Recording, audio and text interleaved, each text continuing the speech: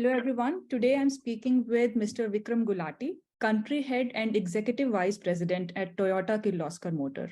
In this chat, we intend to learn more about Toyota Kirloskar's vision and strategy for clean mobility in India. Sir, can we start with what is Toyota Kirloskar's current focus among alternate fuel vehicles? Well, let me put it this way. We've been very clear in terms of what our ultimate goal is. And this goes back to our 2015 commitment for achieving net zero carbon emissions by 2050 on a life cycle basis from the products that we make. So it means not only from the tailpipe, but in terms of looking at the entire value chain, not only the manufacturing that we do, but the suppliers, the dealers, etc. So this has been the guiding principle as far as TKM is concerned, because we believe ultimately carbon is the enemy that we have to try and address. So as far as our product portfolio goes, it's basically decided on this basic parameter of what can be most impactful in the shortest possible time with the maximum scale. So towards that, we've been evaluating various technologies, and we've been looking at what can take off quickly in terms of sustainable mobility. So it includes electrification, it includes alternate fuels. We believe that alternate fuels have a very bright future for India, because ethanol, being a bio-based, is actually amongst the lowest carbon on a well-to-wheel basis for any fuel going forward. And it's also it's completely indigenous, the entire value chain, from fuel generation to the process plants that can convert the raw material feedstock to the fuel, as well as the dispensation, as well as the auto industry, which is amongst globally the most competitive in this space. So I believe that this space, which includes ethanol and bio CNG, etc., it's going to be very impactful and quite significant in terms of contributing towards our shift towards low carbon and as well as self-sufficiency in energy. True, sir. And I think Toyota Kirloskar also took part in the ethanol pavilion at Auto Expo 2023. Yeah. You were there, right? Yes, we were there in the ethanol pavilion. We showcased a number of technologies on the sustainability side. We had the flexi fuel vehicle, which basically means a vehicle which can run flexibly on any mix of ethanol and gasoline, that is petrol, from, let's say, 0% of ethanol going all the way up to 85% of ethanol usage. We also had the electrified version of the flexi fuel vehicle, which gives it that much more impact in terms of the being sustainable and also in terms of being much more efficient, which combines electric powertrain as well as a flexi fuel engine to get the benefit from both the worlds. We also showcased hydrogen technologies, not only the technologies based upon fuel cell, but also ICE hydrogen, which is something that's really picking up world over. Right, sir. So when we talk about well-to-wheel emissions, in your analysis, is ethanol the best option right now? Like if you compare with other sustainable options, like if we talk about strong hybrids or BEVs, according to you, which options are better than the others? First of all, we have to understand what well-to-wheel means. It basically means looking at the impact on the environment, not only from the tailpipe, which is tank to wheel, but also in terms of the impact on the environment from the fuel side, that is well, where the fuel is generated, to the tank. So well to tank, tank to wheel, if you combine them together, it's basically well to wheel. So various energy pathways all have an impact on the environment. So if you look at electricity, if it is generated 100% from renewable and then used, then the well to wheel impact would be zero. However, if electricity is generated from fossil fuel basis, let's say coal or gas, it would have a significant carbon footprint. And given the losses that you have in terms of distribution and transmission, when that is also factored in, and when you look at well-to-wheel in that perspective, a battery electric vehicle also has some carbon footprint, which can be measured. Tailpipe, of course, would be zero. Similarly, if you look at a hybrid, which uses fossil fuel as the energy source, but is much more efficient. It can travel, let's say, double the distance using the same amount of fossil fuel. When you measure the well to wheel for that, you take into account the carbon emissions due to the well to tank and from tank to wheel in this case also. Similarly, in case of the biofuels like ethanol, you take into account similar process. What happens in biofuels is from well to tank, that is the energy coming into the tank, ethanol coming into tank, that portion is a very big negative, not even zero, negative. Why? Because the feedstock from which ethanol is made actually is plants, and these plants absorb carbon while they're growing. So that element, when you combine it with the tank to wheel on a well to wheel basis, it becomes extremely low in terms of carbon emissions. As per a study done by the Brazilian government, the well to wheel emissions for a flexi fuel vehicle using 100% ethanol is something like 62 to 60 grams per kilometer. Okay. That of a strong hybrid flexi fuel vehicle, which is an electrified flexi fuel vehicle, comes to around 29 grams per kilometer on a well-to-wheel basis. That of a battery electric using the current energy mix that exists in Europe, or even the energy mix that will exist in Europe by 2030, this means how much of coal, how much of gas, how much of renewable, the carbon emission well-to-wheel for a BEV ranges somewhere between 65 to 72. So clearly, ethanol is really up there in terms of being the cleanest when it comes to well-to-wheel analysis of carbon emissions, till such time we reach a world where all electricity is generated from renewable sources, that is solar or wind or any other. Okay, understood. So what are your plans to promote ethanol's potential in India? Are you working with some government agencies, or are you developing more vehicles that can run on flex fuel? Just give us your strategy on alternate fuel, and what specifically with respect to India, how are you progressing? Well, key to adoption of any green technology, any advanced technology, is really about consumer adoption. So we got to start this conversation by looking at what are the challenges of consumer adoption in this space. There are some challenges, just like you have challenges in the space of electric mobility. Right. These challenges are not so much in terms of, let's say, the upfront cost increase when it comes to FFEs. But if you look at electrified FFEs, there is a significant cost up of the product itself because of the additional cost involving the electric powertrain and converting an ICE engine to a flexi fuel engine. That cost plus additionally gets amplified when you add the fact that there is hardly any tax advantage in terms of GST and road tax today, very little or none. So today, first element of looking at consumer adoption is making this technology attractive vis-a-vis gasoline. Second part comes to operation side. On the operation side, we all know when you mix ethanol, because its energy density is lower than gasoline, there is fuel efficiency loss. So for E20, the fuel efficiency loss is around 7%, and that for an E100 would be around 30%. Now, that basically means unless you have to do two things, either make ethanol much cheaper as compared to gasoline to cover this operation side problem, or you have to use technology to get over this problem. Now, using price differential is an issue of political economy, and given the fact that you really cannot expect to not look at increase in the feedstock prices in terms of MSP, and also the fact that the people who are investing in converting sugar or sugarcane or feedstock into ethanol, they cannot cut their margins. So the viable solution globally has been to look at technology to get over this. And that option comes from electrifying the FFE, which is a strong hybrid FFE.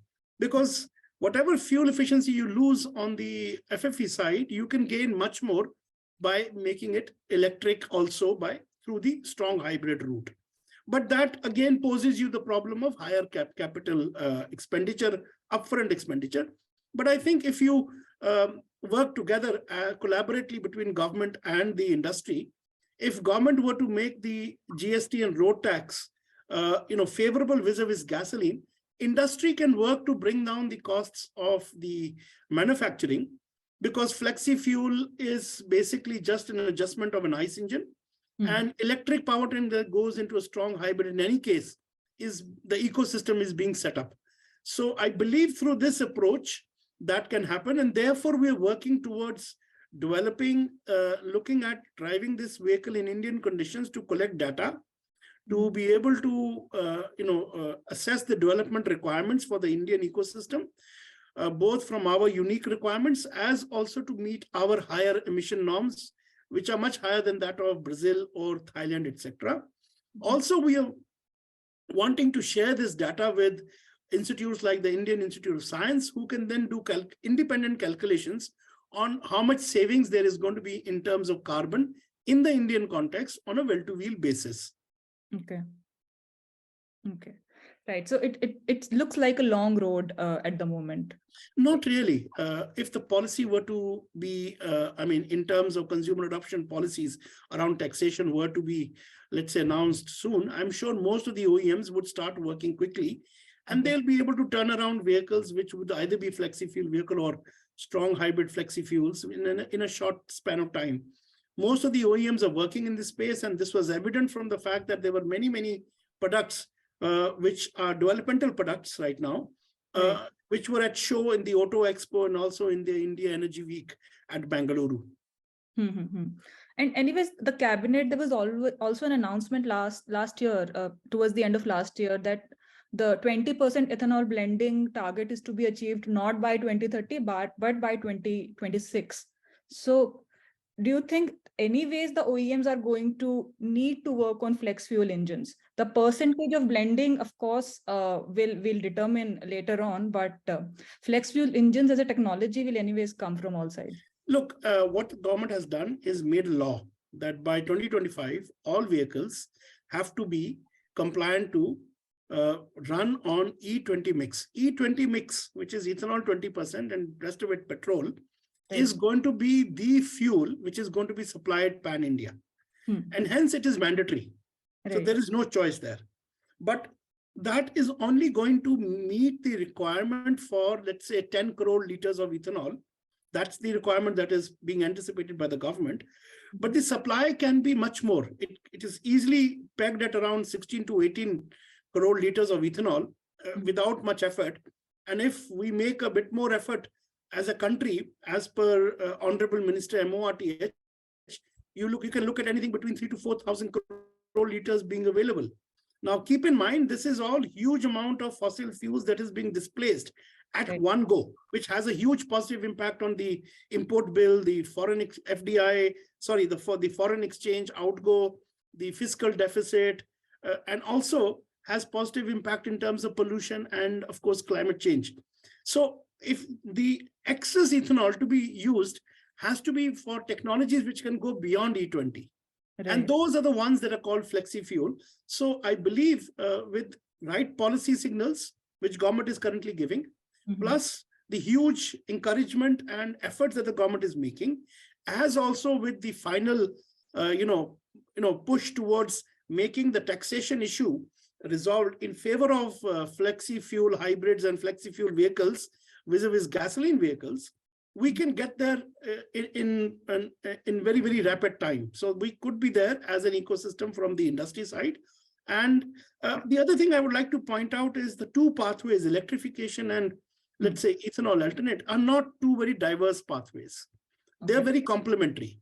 They are complementary because electrification will happen on its own in terms of the push that the government is giving. But you have to keep in mind that the rest, which is a vast majority, also has to be addressed. So they're complementary in that way. Second, when I talk about electrified flexi fuel vehicles, they are basically best of both the worlds. They help build the ecosystem for electric vehicle parts, as also help to create demand for ICE engine parts, where huge investments have already been put in by the industry. And therefore, this can be actually a disruption-free pathway to sustainable mobility in the future. Okay, understood, sir. There was also an announcement recent by Toyota to achieve net zero in manufacturing operations by 2035. So, can you walk us through what are the steps being taken to achieve that goal? So the global goal for us is 2025. By 2035, we have to be net zero carbon in terms of our manufacturing. In India, we've been doing a lot of work in this. It means you have to, first of all, reduce the energy that you consume. Therefore, all steps required for energy conservation, energy efficiency, and this is a continuous activity. And in our true culture of Kaizen, we keep doing a lot of activities which help bring down the energy intensity of our processes. So first is, use less energy. Second is whatever energy you're using from electricity, let that be from renewable side, because renewable will have zero footprint. Third is, of course, having a lot of afforestation and means of catching and absorbing carbon. So on the three fronts, we've been working. So for instance, today, as far as the Toyota Kirloskar Motor is concerned, our 100% of electricity requirements are met by renewable energy, both internal and external dedicated sources. We have a huge plantation within our manufacturing facilities at Bidadi in Bangalore. Something like 326,000 trees have been planted.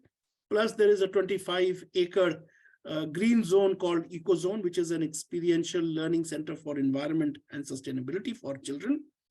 And through these approaches, what we are seeing is that we are hopeful to be net zero carbon manufacturing plant within 1 or 2 years from now. So we are very closely reaching that goal, and we hope to do it in a very near future. Okay, sir. And sir, if you can take us through Make in India initiatives by TKM. Yeah, so recently we've made huge investments. As a Toyota group, we made investments around 5,000 crore rupees. Plus, if you count the supplier sides, which have also come in, it's another 1,200 crore rupees. So 6,500 crore rupees invested very recently. And it's towards basically advanced technologies. Much of it is towards electrification, and that too making in India. So a key component that is used in the electric powertrain, which is the e-drive, which can be used in a strong hybrid or an electric or a hydrogen vehicle, is now being manufactured in India. This is the first plant outside of Japan in the Asia Pacific region.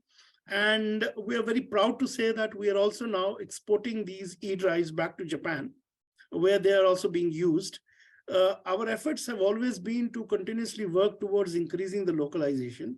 Even in this new investment that we've done for e-drive manufacturing, we are already 50% plus for localization in a component which is highly dependent on import elements, because the magnets, which are rare earth magnets, these are not made in India, nor is e-steel, nor is copper. So despite these key components not being available in India, we are still already 50% plus in terms of localization. And we are working towards trying to localize these as much as possible going forward. One unique thing about this particular investment and this particular facility this particular line that's been created, the machinery that's gone into creating this line has also been indigenized to a large degree. And I believe the localization level there is up to 55%. So not only localizing the parts that go into our vehicles, but also localizing the plant and machinery that makes such parts. Therefore, our conventional vehicles, which we've been selling for quite some years, the Fortuners and the Innovas, they were already in the high, close to 90% localized levels. Even the electrified vehicles now that we are selling are have a very high level of localization. Plus, we're working on skilling, and we're doing a lot of investment in terms of enhancing our capacity, not only for the Toyota Technical Training Institute, which is one of the leading and most well-recognized training centers for manufacturing skills, as also doing it from the service side towards the Toyota Technical Education Program in the field. So all of these efforts are on, and they're aimed at creating a very strong, vibrant local manufacturing ecosystem. Okay. Thank you, sir. Glad to know about all these initiatives with Make in India and Skilling India. Thank you so much for your time, and I wish you Thank the you. Thank you so much. I was a real pleasure being there in this discussion, and thank you for having me. thank you, sir.